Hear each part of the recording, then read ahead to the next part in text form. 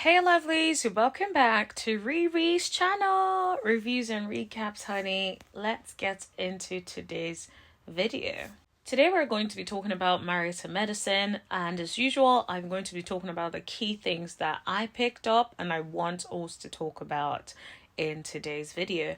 Okay, so let's talk about Dr. Heavenly and Dr. Jackie going over to Phaedra's house to see Phaedra. Now, I don't agree with Dr. Heavenly a lot, but I have to say, Phaedra's house, there was a lot of things going on with the decor.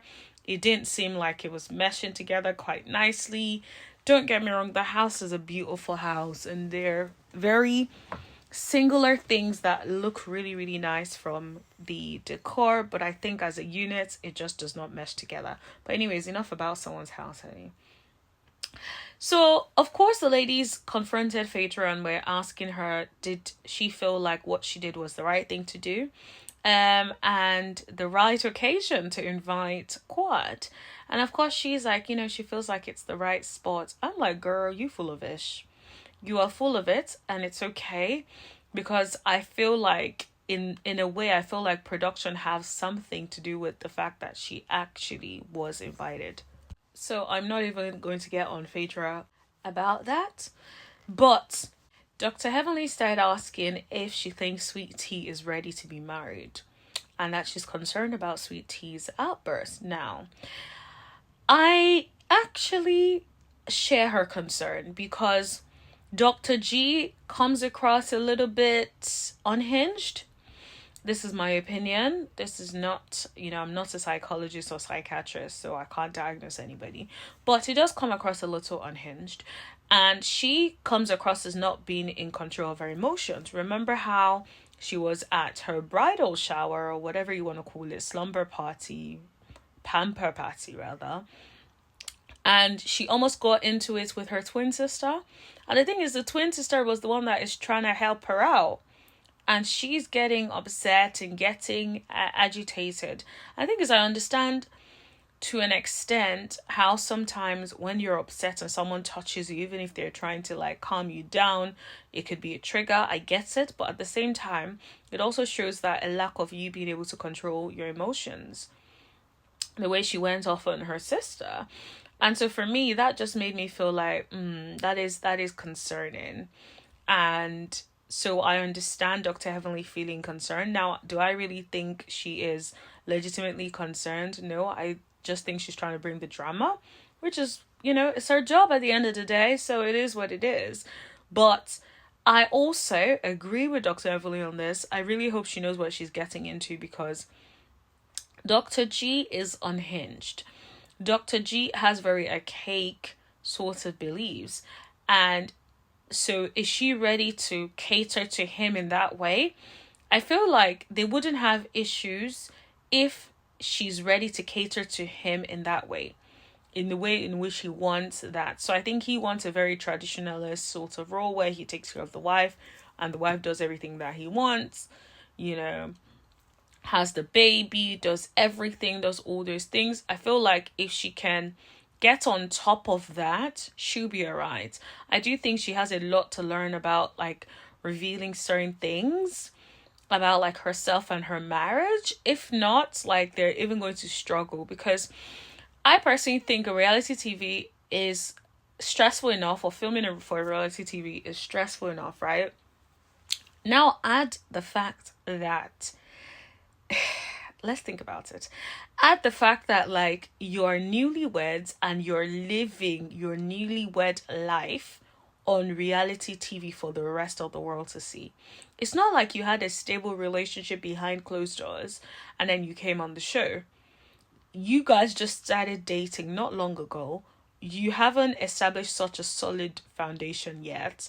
And then now you're going to be on the show and expose us to the inner runnings of your marriage. I don't know what they were thinking. Well, they wanted a check, I'm sure. But I really, really hope that that is something they can get on top of and figure out how much do they want to share. In my opinion, I would say don't share too much about your marriage when you're just starting out. because now you're opening your marriage to opinions from other people like Heavenly, and even aside Heavenly, the whole bunch of very opinionated people. So you are bound to hear something from someone. So I'm just gonna be like, I would proceed with caution on that if I were you, sweet tea. The other thing I really want to talk about, guys, and this really, really got me, and I was just like, I want us to talk about it, and I actually really want to hear what you guys think. So please let me know in the comment section below. But let's talk about Miles and Dr. Simone. Now, I feel like the way Dr. Simone was talking to Miles, I feel like she's trying to push him.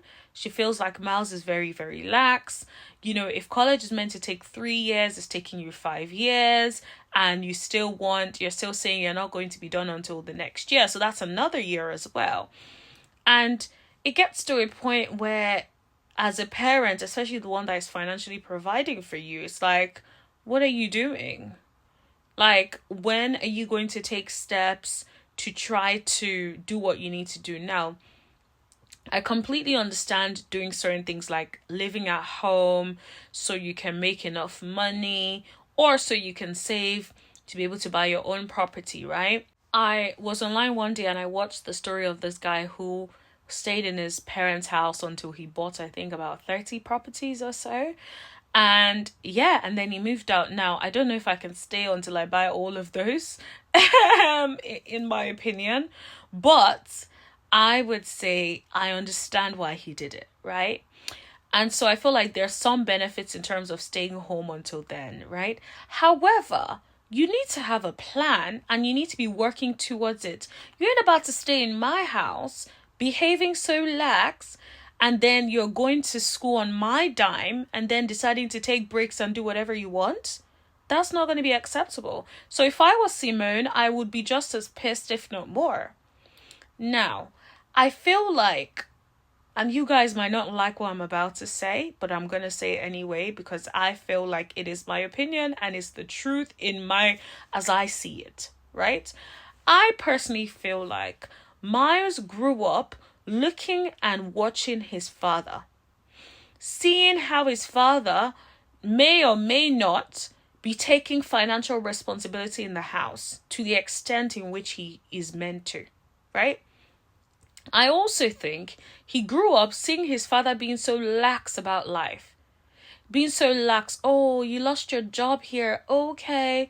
Well, I'll get another one. So pretty much staying his behind on the couch and not really doing enough of what he needs to do. Now, I'm not trying to insinuate that he is a bum. I'm sure he brings stuff to the relationship. But what I'm saying is there is a passion, there is a drive that you get from watching your family and your parents get it, right? Like, if I use my example, right? I am a very driven and ambitious person, right? And when I think about like my mom, and I think about like her work ethic, and I think about how financially literate and business savvy she is, like, it's no wonder why I am like that, right? And so it's like that's sort of how I grew up. That's my mentality. Even if I use my dad as an example as well, we grew up with him having, businesses, right? So I grew up sort of with that, do mentality, do mindset, right? And so I feel like that's what I was accustomed to. So it makes sense that, I'm like that as well. If I use one of my brothers as an example, or even if I use pretty much like, okay, I don't want to use all my brothers as examples because you might be like, oh yeah, they might be. But seriously, if I use my younger brother as an example, he's younger than me, right? By a few years. And maybe like 5 years or so. Anyway, he's younger than me, right? And when I think about his mindset from when he was at uni, he was running successful businesses, right? He was doing bits, right? He was always like always working, trying to get money, or that work ethic, that business savvy thing was there.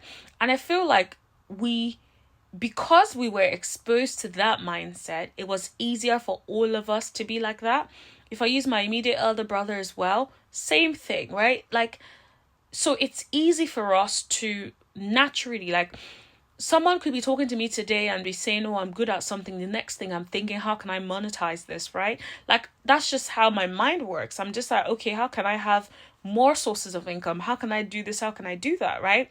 That's just how my mindset works. And the only reason I feel, well, maybe let me not say the only reason, but part of it is growing up in a family where that mindset was encouraged, right? So I feel like that's why I am who I am in that way. Now, even though my personality is very different from my brother's personality, but the mindset in terms of how we are business savvy, that mindset and how we deal with, finances and all of that is generally instilled in us. So when I think about Miles and Simone, I feel like Miles's greatest influence is Cecil. And looking at the way Cecil is lax. Now, what has Cecil done? If you guys know, let me know in the comment section below. I'm not even trying to say it to be rude. I'm just trying to analyze this behavior, right? Okay, I will rephrase that slightly. What have we seen Cecil do with the IT thing? What have we seen Cecil do with the real estate license, right? What have we seen him do in the real estate space, right?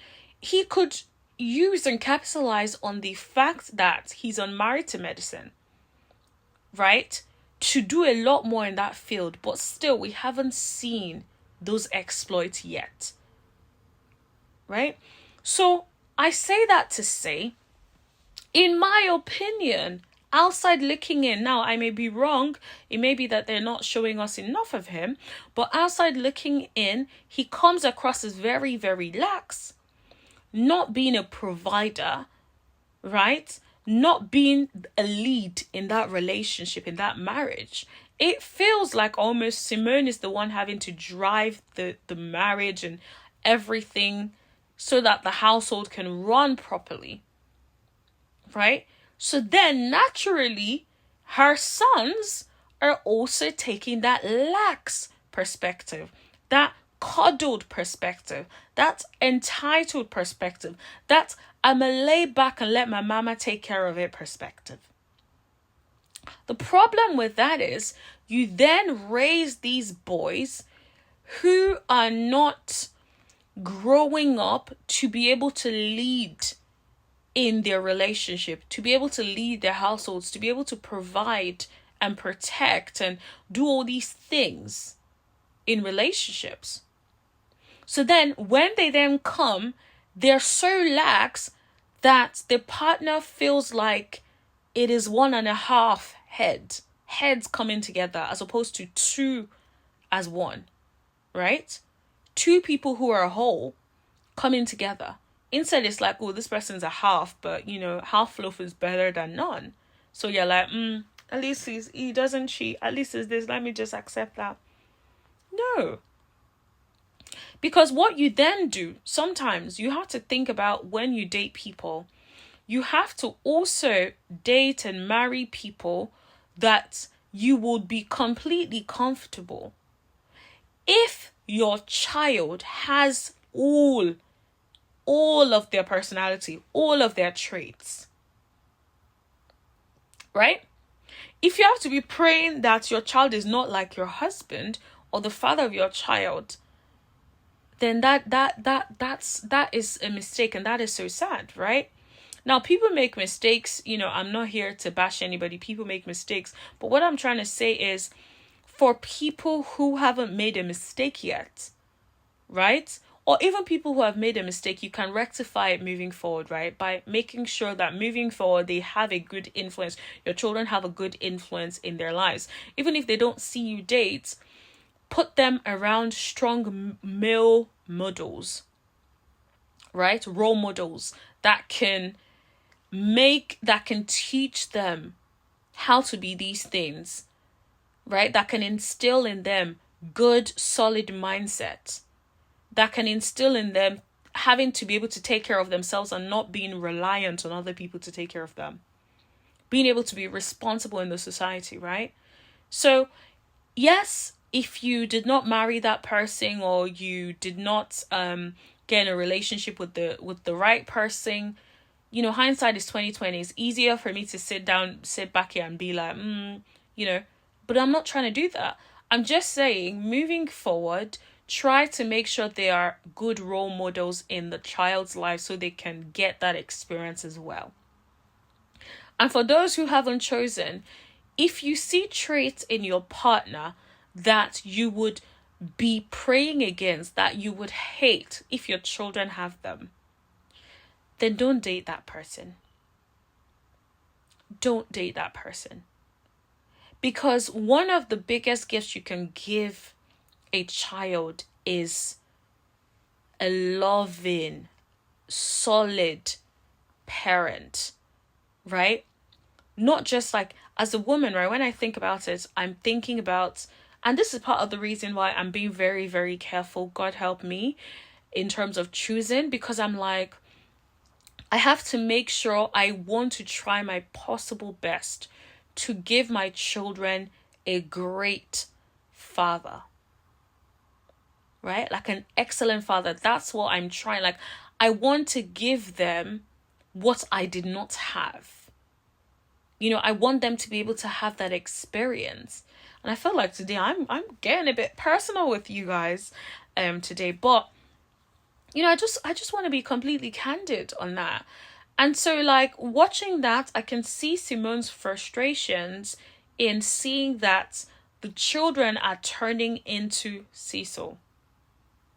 It would frustrate me too. So I think that she needs to put her foot down. It's her money at the end of the day. She needs to have a private conversation with Cecil and say to him, this is what I think needs to happen. We need to agree on this. And then let them agree on it. Then come out to the children with a united front. Because it doesn't look good when Simone is saying something to the kid. The daddy has had private conversations with the kid saying something else that is contrary. It is clear that they are not playing on the same team. And the children know it. And children can be manipulative. They know which parent will say yes to their shenanigans, their silliness. So they go to that parent and get that permission. And so I feel like Simone and Cecil really need to sit down together, be on the same page as to what they want for their children, try to reach some sort of compromise, then address it, presenting a united front. All right, let's move on to Sweet Tea telling Dr. G about the Bachelorette, as she should, as she absolutely should.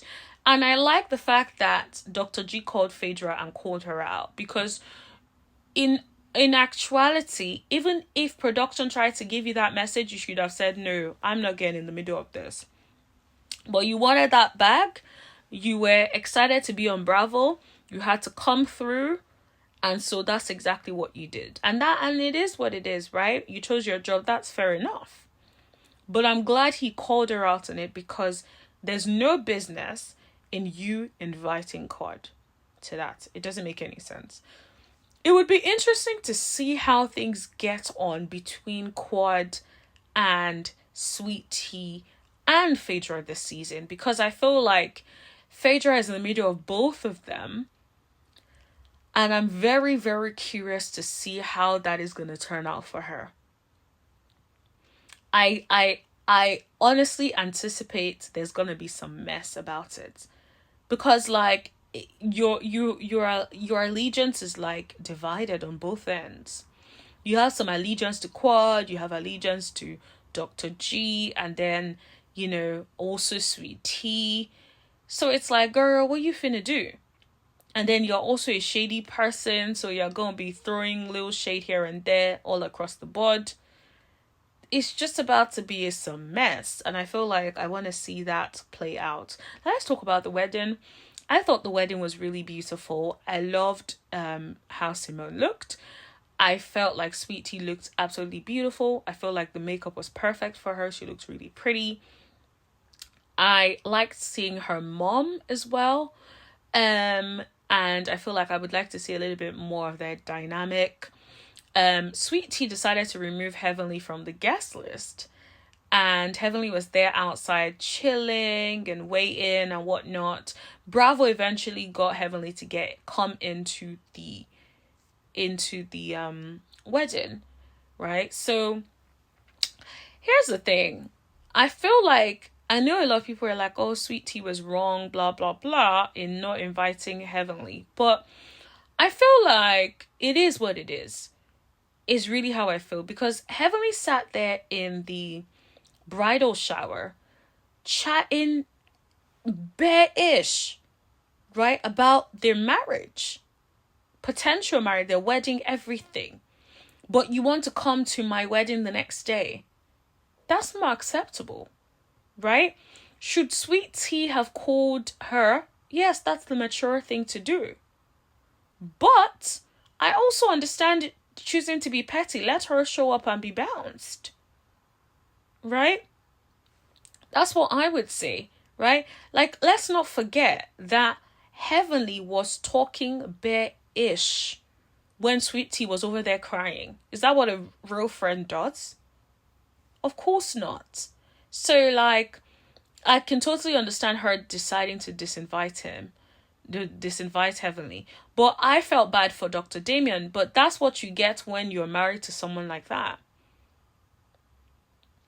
You get disinvited as well. You know, it's like, sadly, you can't really be like, oh, okay, your husband can go in and then your wife can't go in. Like, that's just weird. So I understand why it was done. I don't think I feel like Dr. Damien did not deserve that. But for being married to someone like Heavenly, then, there also has to be a level of, you have to have a little something as well. Because you being married to someone like that, I don't know how that would work. So anyways, that's my little 2 cents. Interestingly, at the wedding, I can't lie, Sweet Tea looked really happy. I know some of us might think, oh, maybe it's about the money, but I don't know, man. I guess time will tell. But yeah, let me know in the comment section what you guys thought of this episode and what I said. If you guys agree with me, fine. Let me know in the comment section. If you disagree, let me know. I would love to continue the conversation in the comment section below, because I had a lot of strong opinions, so I can understand if you guys don't feel the same way. Let's talk about it in the chat. Give this video a thumbs up. Make sure you hit that like button. Make sure you subscribe and tap that bell for notification so you know every single time that I post.